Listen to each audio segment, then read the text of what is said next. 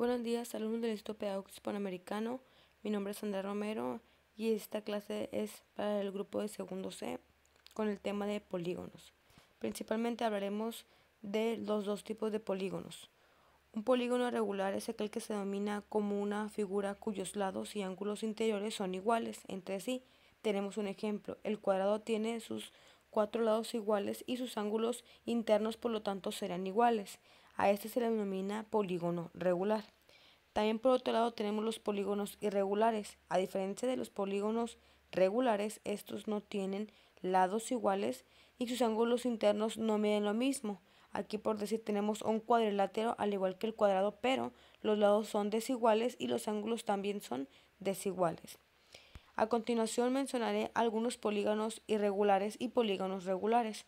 Tenemos ambos triángulos, pero uno se considera regular y el otro regular por la diferencia entre que uno tiene sus tres lados iguales y sus tres ángulos iguales y el otro no, tiene sus lados desiguales y sus ángulos también. Tenemos un cuadro o unos cuadriláteros, que en este caso sería el cuadrado y otro cuadrilátero. Estos se considera el cuadrado como polígono regular y el otro se considera como polígono irregular, pues no consta con sus cuatro lados iguales ni sus cuatro ángulos iguales. Tenemos el pentágono, dos pentágonos, uno regular y uno irregular. El primero consta con sus cuatro lados iguales y ángulos iguales y el segundo no tiene sus cuatro lados iguales ni sus cuatro ángulos internos iguales. Tenemos también un hexágono. El hexágono se considera una figura de 6 lados. Una figura es regular, que en este caso sería el del lado izquierdo, tiene sus lados iguales y sus ángulos iguales, y el del lado derecho se considera irregular, puesto que nada más tiene 6 lados, pero ninguno de sus lados son iguales, ni sus ángulos tampoco. ¿Cómo poder obtener los ángulos internos de los polígonos regulares en este caso? Para eso se utiliza una fórmula que es n-2 por 180, que ahorita explicaré a continuación de qué trata esta fórmula. Bueno, esta fórmula al inicio tiene una n. N representa el número de lados que tiene nuestro polígono. En este caso tiene 4 lados y es por eso que se pone un 4. El -2 representa en cuántos diagonales pueden atravesar a ese polígono. En este caso, en el caso del cuadrado, solamente la puede atravesar una para que de ambos lados quede despejado y no se crucen las diagonales, y es por eso que se pone el -2. Cuando nosotros hacemos la resta de 4 menos 2 nos da 2 y se multiplica por los 180 grados.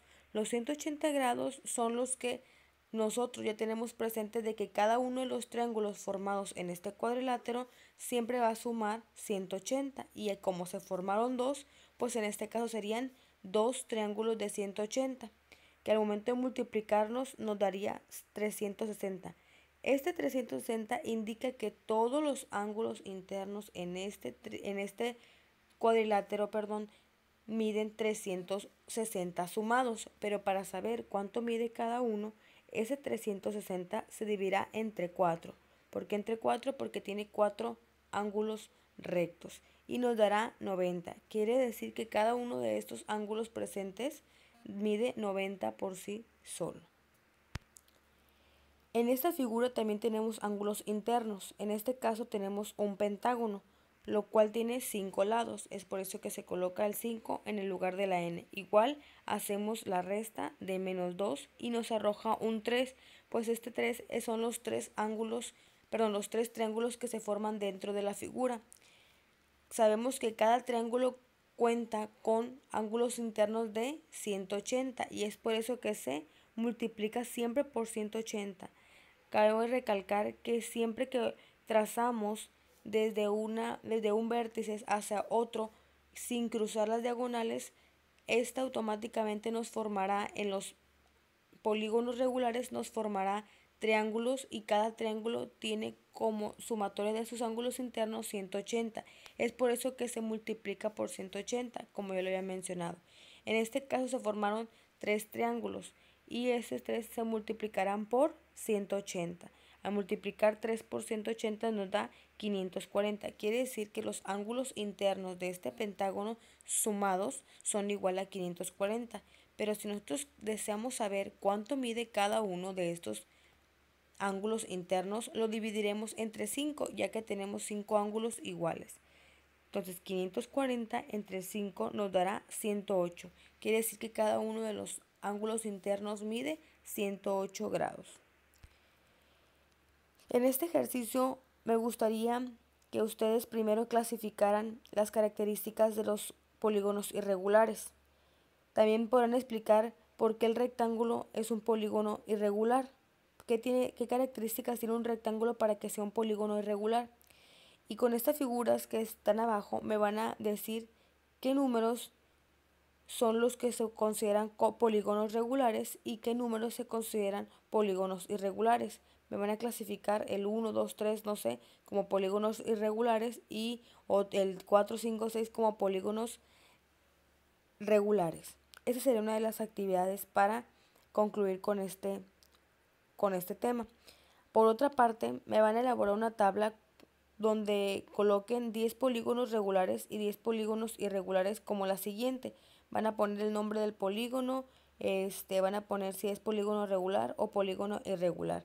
Sabemos que se consideran polígonos regulares aquellos que tienen lados y ángulos iguales, y polígonos irregulares aquellos que no tienen lados ni ángulos iguales. Solamente se consideran polígonos irregulares aquellos que tienen un número de lados determinados, 5, 6, 7, pero que estos no miden lo mismo tanto en sus ángulos como en las medidas de sus lados. Por otro lado, para reforzar esta actividad, me van a elaborar en el libro de Matemáticas 2 en la página 100 a la 103. En eso encontrarán los polígonos regulares y irregulares y les mencionarán algunos de los ángulos internos. Se muestran allí unas tablas en las cuales les pregunta cuál es el polígono, sus números de lados que quedan divididos cuando se cruza la diagonal por medio de un vértice, que fue lo que hicimos con el pentágono y con el cuadrado. Tomamos en cuenta un vértice y la trazamos diagonal. Cuántos triángulos se forman al momento de dividir este diagonal y la suma de los ángulos interiores, que fue como la acabamos de sacar.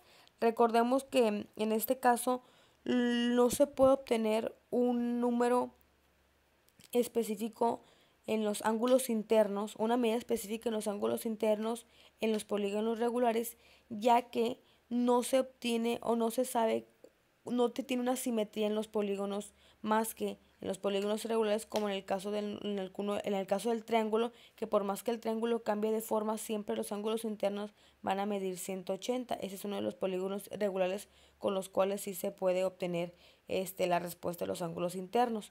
Pero se puede obtener sabiendo alguna medida de uno de los ángulos. O sea, si yo tengo 3 ángulos, debo de saber por lo menos 1 o 2 medidas para obtener la del ángulo faltante. Entonces, cuando yo quiera saber cuánto miden los ángulos internos de una figura irregular, debo de conocer por lo menos 1 o 2 de las medidas presentes en esa figura, ¿no? Para poderlo obtener. Mientras no está un método específico para poderlo desarrollar más que para los polígonos regulares. Por mi parte sería todo. Espero que la actividad les favorezca y que de cierta manera aprovechen esta clase. Recordemos que deben de mandar sus actividades en el formato de Word, como ya se había mencionado la clase de ayer, con las especificaciones tal y cual como vienen ahí y en tiempo y forma. La actividad la encontrarán en plataforma y los links recuerden que siempre van a estar subidos en la nube. Nos vemos en la próxima clase.